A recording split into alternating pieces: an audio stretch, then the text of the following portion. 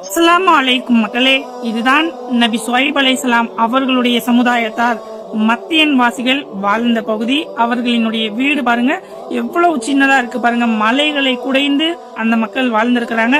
இந்த இடம்தான் நபி மூசா அலைஹிஸ்ஸலாம் அவர்களும் வாழ்ந்திருக்கிறார்கள்.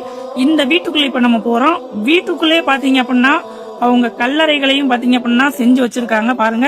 இப்ப நம்ம பார்க்கக்கூடிய இதெல்லாம் கல்லறை. அல்லாஹ் திருக்குர்ஆனில் சொல்லுகிறான், இலா மத்தியன் அஹாஹும் ஷுஐபா, மத்தியம் நகருக்கு அவர்களின் சகோதரர் ஷுஐபை நாம் தூதராக அனுப்பினோம்.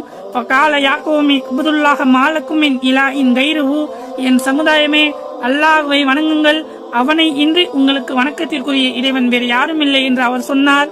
மக்களே, அளவு நிறுவையில் மோசடி செய்யாதீர்கள் என்று அவர் பலமுறை எடுத்துரைத்தார். மக்கள் யாருமே கேட்கல. உடனே அல்லாஹ் ரப்புல் ஆலமீன் அவனுடைய கட்டளையை இறக்குகிறான். நபி ஷுஐப் அலைஹிஸ்ஸலாம் அவர்களையும் அவர்களோடு இருந்த நம்பிக்கை கொண்டோரையும் இறைவனின் அருளால் அல்லாஹ் காப்பாற்றுகிறான். அநீதி இழைத்த மக்களை, அநீதி இழைத்தோர்களை அல்லாஹ் தடம் தெரியாமல் அழிக்கிறான். அவர்களின் வீடுகளில் அவர்கள் முகம் குப்பர கிடக்கிறாங்க. இப்படித்தான் நபி ஷுஐப் அலைஹிஸ்ஸலாம் அவர்களினுடைய சமுதாயத்தார் அழிக்கப்பட்டார்கள். இதெல்லாம் அவர்களினுடைய கல்லறைகள். சொந்தங்கள் கூட உன்னை நடு ரோட்டில் விட்டு செல்லலாம்.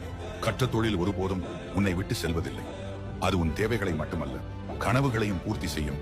ஆகவே திறமையை நம்பு, உயர்வு நிச்சயம்.